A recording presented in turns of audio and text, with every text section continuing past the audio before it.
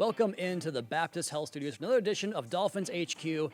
On today's episode, we're taking a look at college film, breaking down some of the Dolphins draft picks from last month and seeing how they could fit here with the Miami Dolphins. We start on the defensive side of the football here in the first round. The big game, big number 78 right there, Kenneth Grant, 13th overall pick. And this guy can play multiple spots across the defensive line. He can line up over the center, guard, tackle, in the gaps, wherever you want to put him, you can do that. But this particular rep, we're going to put him at the one technique, off the outside shoulder of the center to watch him clog up this run game here of the Ohio State Buckeyes and Quinshon Judkins. So I want you to watch this first. The way he gets off the snap with his pad level.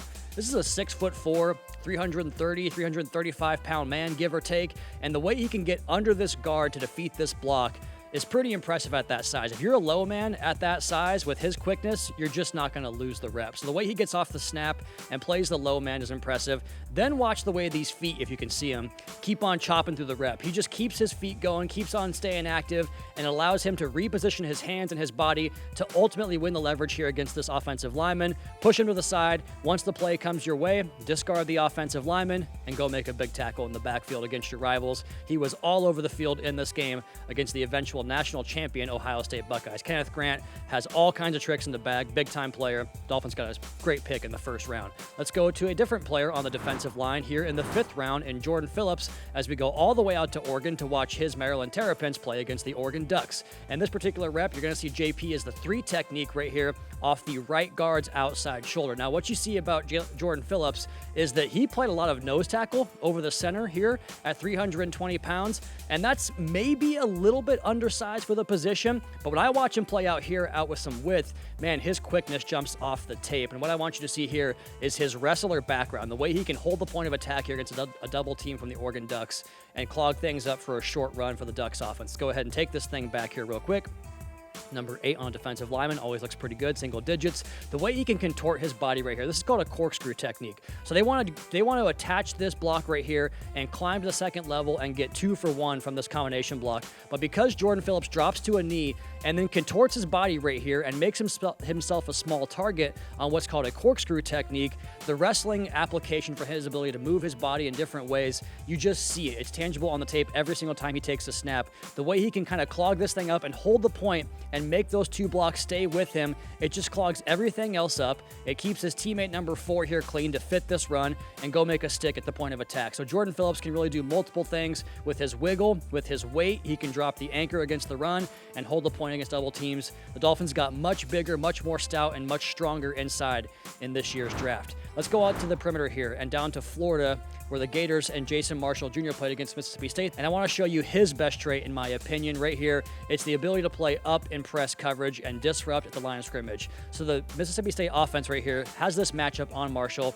They're looking to the sideline. You can see it right here. Everyone, what's the play call, Coach? What are we going to call right here? And they're going to motion this big tight end right here to stack him. And I would do that too, because when you watch the way Marshall plays, his length and jam ability is really his best trait. So we're going to stack him and try to get this receiver a free release so we can't impact him physically at the point of attack. We're going to go ahead and just swim over the top of this stack attempt. They're going to get that receiver in behind him, and Marshall's still going to have the ability to squat on that route and drive and break it up from the backside right there. So they tried to really plan against this look from Marshall, but he defeats the stack tight end, I should say, and beats the receiver underneath for a big pass break up there against the Mississippi State offense. Let's go ahead and see it from this angle real quick. Get the play call, motion the tight end. Here comes your stack. Jason Marshall Jr. from the backside over the top makes the play on the football. Good stuff there from the new Dolphins cornerback. We move here to the offensive side of the football now, out to Arizona and the Wildcat offense and new Dolphins offensive lineman Jonah Seavoya, who can play multiple spots. He's played left tackle, right guard, but here he is at the right tackle position, just showing you some of the traits that he really features the best. And I wanted to show you guys some clips here that show multiple things Dolphins players do outside of what you know them for. And for Seavoya, his ability to get on the edge and the athletic ability really stands out, but his pure strength and physicality inside. We know Miami has the ability to get the ball on the perimeter and really beat teams with speed, but this guy brings an element of that, but also the power at the point of attack. Down block, combination block at the second level, clear the lane for your running back. This is just consistent across his tape, whether he's playing tackle or guard. The combination block, the feet, the way he sets himself up right here, there's no false steps. Drive your way through the block, get off that block, square up the linebacker, find him, and then go make a key block at the point of attack. And watch that way he absorbs that impact. The feet don't move, or they do move, rather they stay chopping, but they don't get pushed back, and he's able to drive that player out of the gap and create that big lane for his running back. Jonah Seavoya has been just a fun player to watch on tape the entire process. We finish up here on the offensive side of the ball once again with a running back in Olly Gordon II, and his ability to find this big lane right here for a big run and to get to daylight and hit an explosive run against the Kansas State Wildcats a couple years back. Let's go ahead and show you the end zone copy real quick right here. This is going to be a counter play. A GY counter, I should say. Guard and Y tight end both come across the formation, which is a good example of how you can kind of run some tendency breakers off the Dolphins offense, which through zone offense, you typically get everyone going in the same direction. Sometimes you get a split flow defender that comes back across the formation, but this counter play is a good change up to your fastball, if you will, where you bring a guard and a Y across the formation and get some down blocks elsewhere. And I want to show you that because the way Gordon reads this counter, take the handoff this way, he wants to wind it up here, but this play flow kind of dictates that he cuts it back, and you can see he's looking to press play side right here, but his backside vision allows him to see this massive lane open up, put a foot in the ground, cut it back, and then run to daylight. The best part about this run, we're not trying to get fancy. Where's the biggest space to run to? This defender here, this defender here. Go to the space, run to daylight, Olly Gordon, and he does that with some finish mentality. They do drag him down, but the way he throws that stiff arm there, he's going to make you feel him every single time you have to tackle Olly Gordon, whether it's in open space or back around the line of scrimmage. Just go ahead and take this thing back to the line real quick and just show you that vision, that cutback, and that run from the start here to wind this thing down. So there he goes, off the gap, run to daylight, finish the run.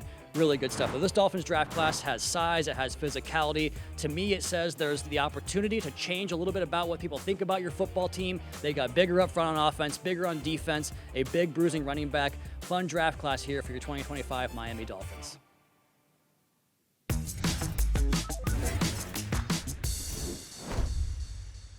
Every training camp across the National Football League is one of competition and grit.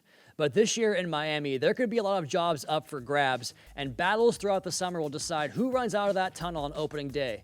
We saw the Dolphins revamp the defensive backfield, particularly at the safety position, and with different player types between Ifeatu Melifonwu, Ashton Davis, Patrick McMorris, Elijah Campbell, and newcomer Dante Trader Jr., who will crack that starting lineup? Up front, I'm watching to see how the rookies carve out time alongside stalwart Zach Sealer. Talking, of course, about Kenneth Grant, Jordan Phillips, and Zeke Biggers, 3 draft picks this year. And then offensively, we saw a heavy investment into the line up front. What does that starting 5 look like? And how do they open up the vast menu that is Mike McDaniel's Dolphins playbook? I can't wait, and I can't wait to get back here for Season 2 of Dolphins HQ. But for now, that wraps up Season 1 here in the Baptist Health Studios. We'll be back for training camp to gear you up for another season of Miami Dolphins football. But don't worry, you can still get your Dolphins podcast, including Drive Time 3 times a week, hosted by yours truly, and the Fish Tank podcast with Seth Levitt and OJ McDuffie. Subscribe to the Dolphins YouTube channel for off-season content, media availabilities, and much more from all your favorite players. We'll see you back here soon.